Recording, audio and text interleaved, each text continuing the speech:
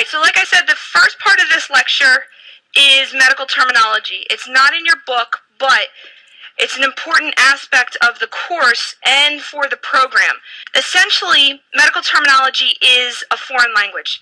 Like any foreign language, there's rules, there's paths to follow, there's things to remember. You can't possibly memorize every single word in a language, but you can understand how to read the language. So that's basically what I'm going to do, is I'm going to give you a way to look at words and word parts and break them down. And so when you come across this big, huge medical term, you're able to look at the parts, break it down, and kind of get an idea.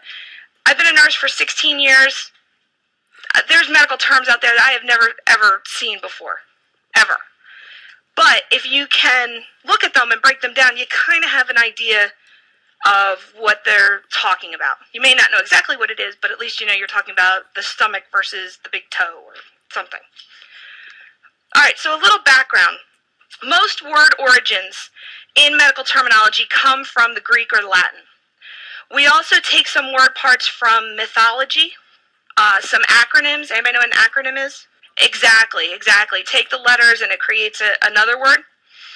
Or eponyms. Eponyms are words that are, or terms that are named for the people who discovered them or invented them or identified them or things like that. Lots of word parts come from the Greek and the Latin. Most of our terminology, again, comes from Greek or Latin. So, for example, if we're talking about the kidney, in Latin, the term reno means kidney. In Greek, nephro. Now, if I put that together with an ending like ologist, an ologist is somebody who specializes in. So if I said this person was a nephrologist, then you would know that person specializes in the study of the kidneys. If I said something like the renal artery, you have tons and tons of arteries in your body, but renal artery goes to the kidneys because it has that word part in it. Latin, Greek terminology not only pertains to medical terms, but also a lot of the English language as well. There's lots of terms that have semi and hemi in them. Both of those mean half. Super and hyper both mean above or in excess. Hyper, hyperactive, right? Look at my kids, hyperactive. In excess of active. Hypertension, blood pressure above the normal. More complicated words that refer to the spine, spondylo and vertebra. So if you're looking at a big complicated word and you're talking about spondylolisthesis, I don't know what it is, but it's got something to do with the spine. So mythology also gives us some word terms. Somnos. Somnos was the Roman god of sleep. From somnos we get the word somnolent.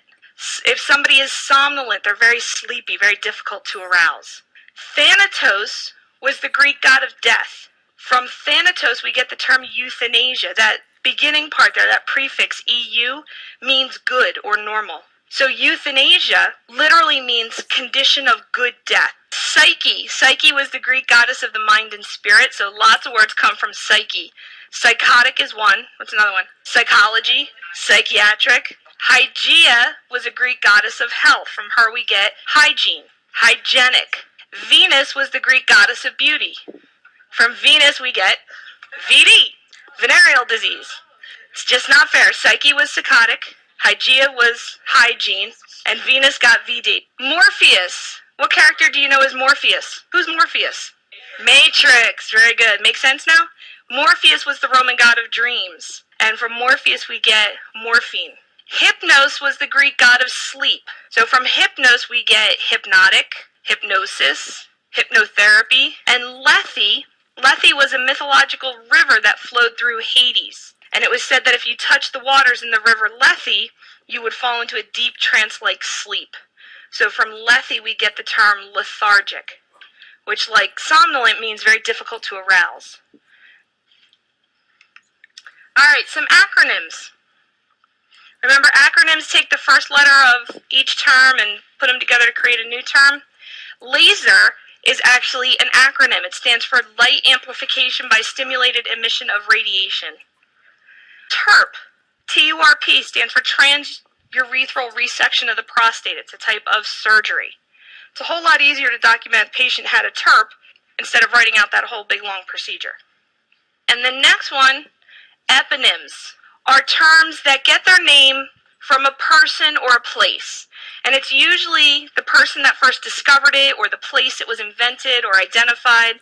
So somebody give me an eponym. I'll start. Alzheimer's disease. Lou Gehrig's disease. Parkinson's disease. Crohn's disease. Pick's disease. Lyme's disease. Lyme's disease was first identified in Lyme, Connecticut. Let's stop there for the moment. You guys take your break, get something to drink, get up, walk around. I strongly encourage you to get up out of your seats, and I tell my classes this all the time.